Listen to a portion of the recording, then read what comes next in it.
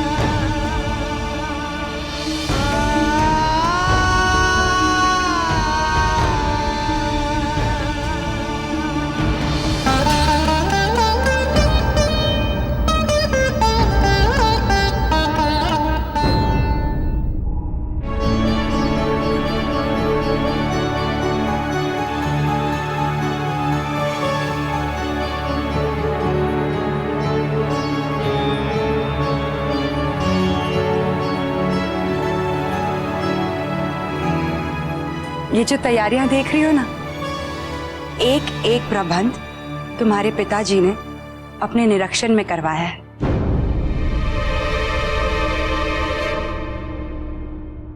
क्या हुआ पुत्री, तुम ठीक हो ना? जी, मैं थोड़ा थक गई हूँ। क्या अपने कक्ष में जाके विश्राम कर सकती हूँ? हाँ।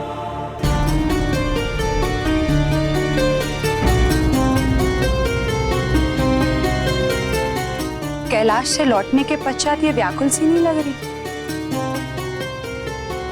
जैसे इसका मन वहीं रह गया।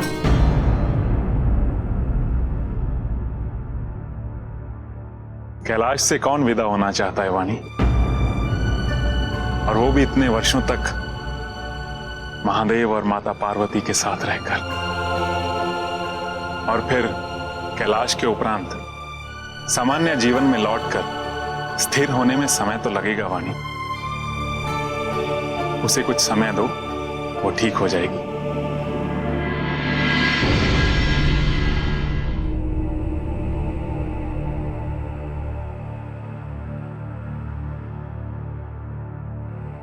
ये सप्त ऋषि ज्ञान, विद्वत्ता और संयम इनकी पहचान है। यह देवताओं के राजा देवराज इंद्र, इनके पास एक अत्यंत शक्तिशाली अस्त्र है, वज्र, जिसका सामना करना किसी के लिए भी संभव नहीं है। अपराजयी योद्धा और नारायण के अवतार परशुराम जी। यह है मृत्यु के देवता यमराज। यदुवंशी बलराम शेषनाग के अवतार, युद्ध में जिनके गदा और हल का सामना करना किसी के लिए भी संभव नहीं है।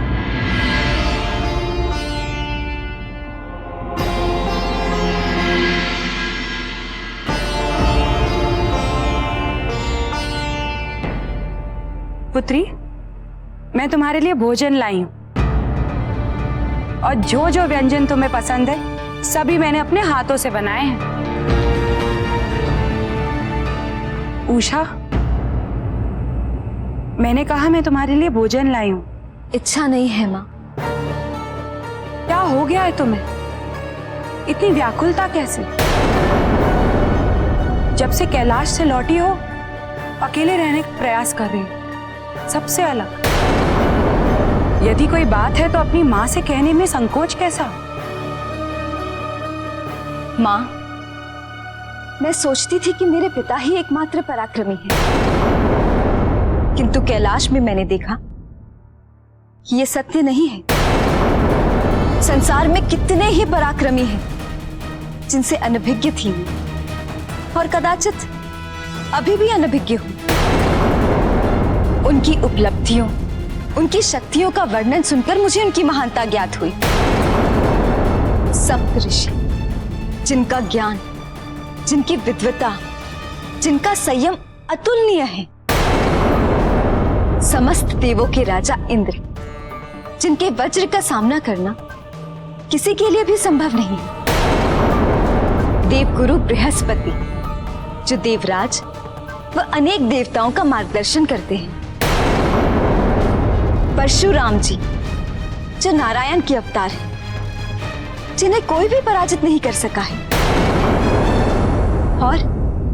और यदुवंशी बलराम, जिनके आगमन पर सबकी दृष्टि उन पर ही रुकी हुई थी। जानती है माँ, हल और गदा युद्ध में उनका कोई सामना नहीं कर सकता, कोई भी नहीं।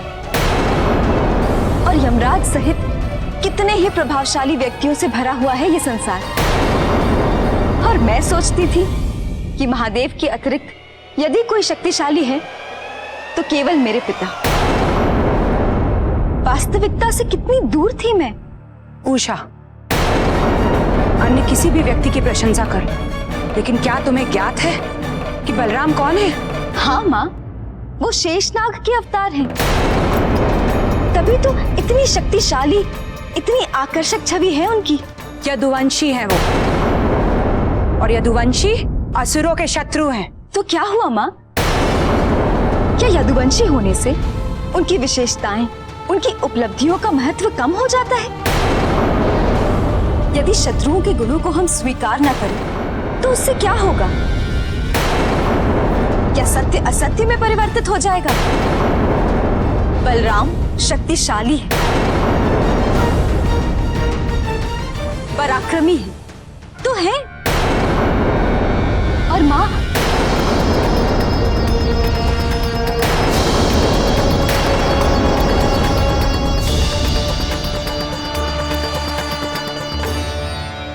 पिताजी, मैं माँ से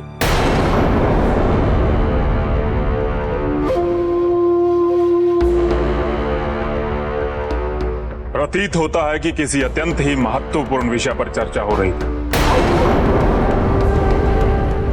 जो हमारी पुत्री को भोजन करने की भी सुध नहीं है।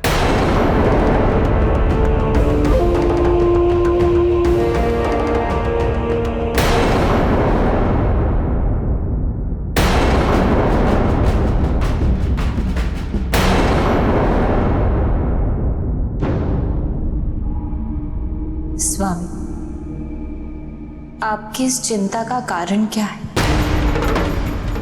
जब आपने गणेश से कहा कि उसे शीघ्र ही उषा से भेंट करने का अवसर प्राप्त होगा, तब उसमें निहित अर्थ कुछ और ही था,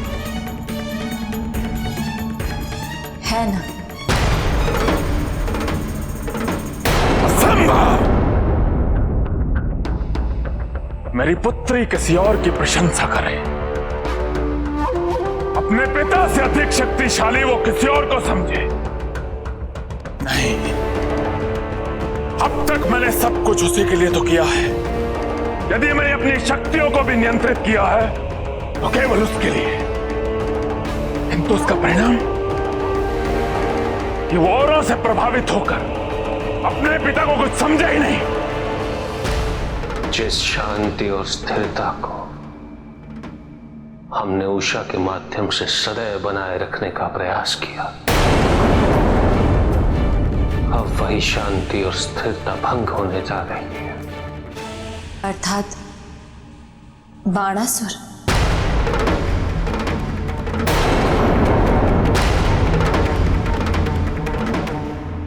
अब जीवन भर मुझे इसी सत्य के साथ रहना होगा कि मेरी पुत्री मुझसे अधिक औरों से प्रभावित है, और तो और वो असुरों के शत्रु यदुवंशी बलराम को मुझसे अधिक शक्तिशाली समझती है। स्वामी, स्वामी शांत हो जाइए। उषा भोली है,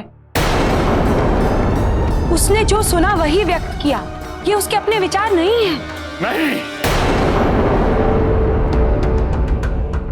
उसके मुख से निकले हैं तो अब ये उसी के विचार हैं। जब से वो कैलाश से लौटी है उन सब के बारे में ही सोच रही है। एक बार भी उसने मेरी चर्चा नहीं की, एक बार भी उसने ये नहीं कहा कि कोई कितना भी शक्तिशाली हो जाए किंतु उसके पिता से अधिक शक्तिशाली नहीं हो सकता। भूल उसकी नहीं, अपितु मेरी है, क्योंकि मैंने अब तक कभी भी उसके सामने अपनी शक्तियों का प्रदर्शन नहीं किया, किंतु अब करूंगा। देखेगी मेरी पुत्री। इस संसार में उसके पिता से अधिक शक्तिशाली ना कोई है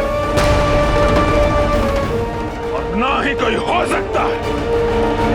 इस संसार में मुझे कोई अशक्त समझे, मैं सहन कर जाऊंगा, किंतु मेरी पुत्री ऐसा समझे, ये मुझे स्वीकार्य नहीं है। स्वामी, उषा की आयु ही ऐसी है कि वो बाहरी संसार से प्रभावित होगी, किंतु कदापि उसका विचार ऐसा नहीं था कि वो आपकी शक्तियों का अपमान करे। प्रश्न केवल मेरा नहीं है वाणी, अपितु मेरे कुल का है। यदि किसी को ज्ञात हुआ कि उषा मेरे बारे में क्या सोचती है, तो वो उपहास करेगा मेरा। आज मैं जब पीछे मुड़ के देखता हूं, तो अपने पिता, अपने पर पितामह के बारे में सोचते ही गौरवान्वित हो जाता हूं। कल को जब उषा पीछे देखेगी, तो यही सोचेगी कि संसार में उसके पिता से अधिक शक्तिशाली, अधिक पराक्रमी व्यक्ति थे, जबकि ये सत्य नहीं है। मैं अपनी पुत्री को यही सिखाना चाहता हूं कि उसे भी अपने कुल पर गौरव होना चाहिए।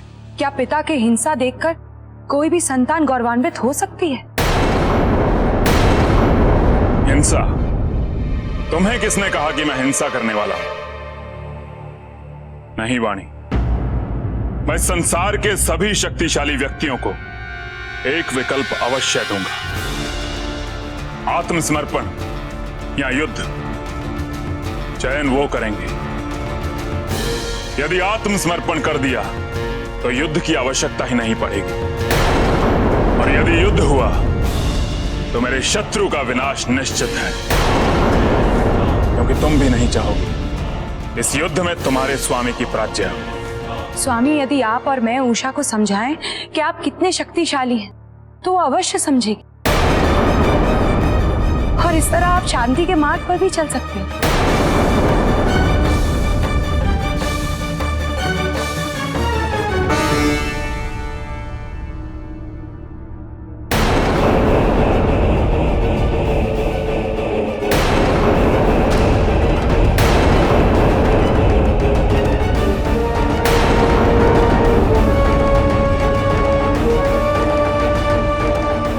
मुझे युद्ध के लिए विदा करने की तैयारी करो वाणी।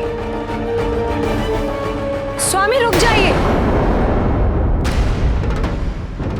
स्वामी,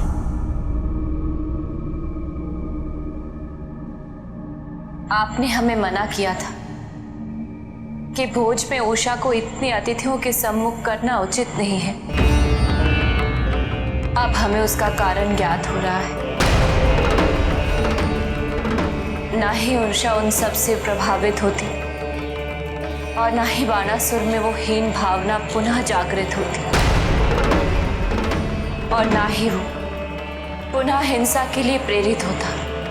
मेरी इच्छा थी पार्वती कि ऐसी कोई परिस्थिति उत्पन्न ना हो जिसमें बाणासुर के समक्ष कोई विकल्प आए।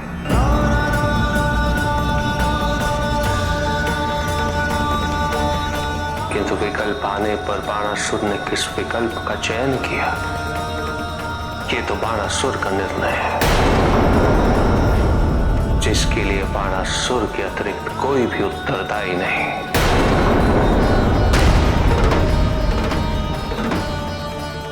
और अब बाणासुर भयभीत है कि उसकी पुत्री के लिए कहीं कोई और उससे अधिक महत्वपूर्ण ना हो जाए, कहीं उसकी पुत्री उससे अधिक मान किसी और को न देने लगे। पहले तो बाणासुर केवल अपने पूर्वजों की दृष्टि में योग्य बनना चाहता था, किंतु अब उसके लिए अपनी पुत्री की दृष्टि में योग्यता को परिभाषित करना आवश्यक हो गया है। किंतु जो बात बाणासुर नहीं समझ रहा है वो केवल इतनी सी है कि जब तक वो स्वयं अपने दृष्टि में अपने आप को योग्य नहीं पाएगा, तब तक वो कभी संतुष्ट नहीं हो पाएगा।